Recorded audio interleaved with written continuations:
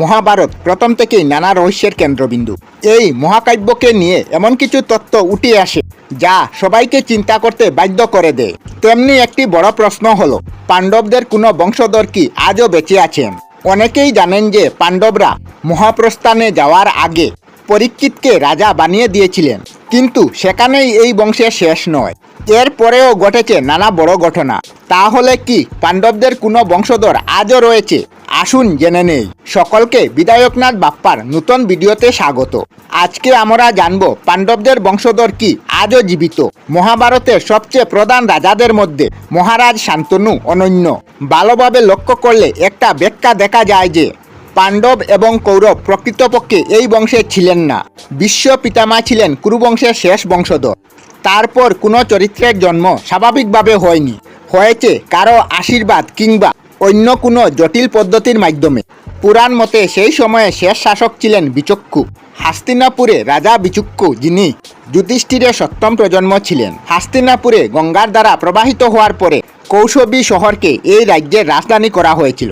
এই বংশের 26তম প্রজন্মে যুদ্ধের সময় কৌশম্বীর রাজা উদয়ন ছিলেন।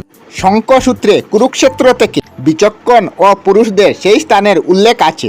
পৌরাণিক ইতিহাস ভালোভাবে অধ্যয়ন করলে জানা যায় যে ক্ষিমক ছিলেন পাণ্ডবদের বংশধর, যিনি চক্রবর্তী সম্রাট যুধিষ্ঠিরের 27তম প্রজন্মের রাজা ছিলেন।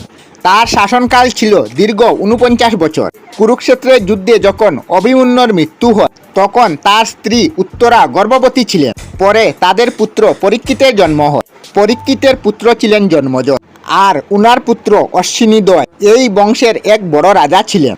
আমরা অনেক পরিবারের বংশধরের তালিকা বানিয়ে থাকি, যাতে মাতা পিতা থেকে শুরু করে পূর্ববর্তী মানুষের বিস্তারিত জানা যায়। কিন্তু পাণ্ডবদের বংশ তালিকা নিয়ে বেশ কিছু মতবাদ রয়েছে।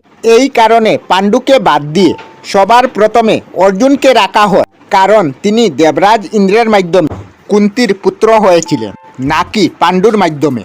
এরপর তার পুত্র অভিমন্যু, তারপর পরীক্ষিত, তারপর তার 4 পুত্র শ্রুতসেন, অগ্রসেন, ভীমসেন।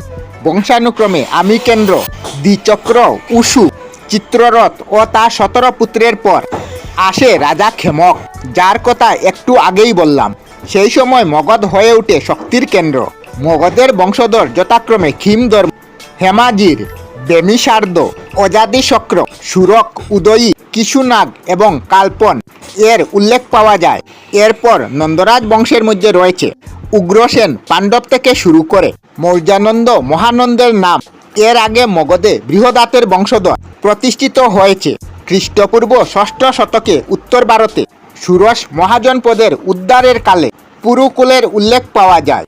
মহাভারতের সত্যতা বহুকাল থেকে নিরাপিত। হরিদাস সিদ্ধান্ত বাগ থেকে শুরু করে ডিডি সরস্বামী পর্যন্ত মহাভারতের ঐতিহাসিকতা নিয়ে গবেষণা করা হয়েছে। শ্রীমদ্ ভগবতে যে বংশতালিকা পাওয়া যায়, সেখানে শেষ কথা উল্লেখ করা হয়নি। ফলে মনে করা হয়েছে যে এইসব পাণ্ডবদের রাজধানী কারো দ্বারা আক্রান্ত হয় এবং তারা ইতিহাস থেকে বিচ্ছিন্ন হয়ে পড়ে। আবার অনেক তত্ত্বে মারওয়ার রাজা বাবা রামদেব রাজস্থানে রুড়িতে রামদেব নামে প্রসিদ্ধ ছিলেন। তাকে পাণ্ডবদের বংশধর বলে মনে করা হয়। তার পিতা ছিলেন আজমল তালোয়ার। এইভাবে পাণ্ডবদের বংশধরদের নিয়ে নানা মতবাদ চলে আসছে। পাণ্ডব বংশের শেষ পৃথক রাজা ছিলেন পরীক্ষিত। হ্যাঁ, এই বংশের বিস্তার ঘটতেই পারে, বংশধরের সংখ্যাও বাড়তেই পারে, কিন্তু বর্তমান সময়ে তাদের কি কোনো বংশধর জীবিত আছে তা জানা বেশ কঠিন। অনেকে তাদের বংশধর হওয়ার দাবি করেছে, কিন্তু পাওয়া যায়নি কোনো বড় প্রমাণ। আমরা আমাদের চ্যানেলে সব ধরনের ভিডিও আপলোড করি, যেমন ব্লগ, নিউজ, কুকিং ভিডিও, ধার্মিক আলোচনা ইত্যাদি। যদি আপনারা এই ধরনের ভিডিও দেখতে পছন্দ করেন, তাহলে এই চ্যানেলটি নিশ্চয়ই সাবস্ক্রাইব করবেন। আমি আপনাদের সাথে বিধায়কনাথ আজকের মতো বিদায় নিলাম। আর ভিডিওটি ভালো লাগে লাইক, শেয়ার ও কমেন্ট করবেন। ভিডিওটি সম্পূর্ণ দেখার জন্য অশেষ ধন্যবাদ।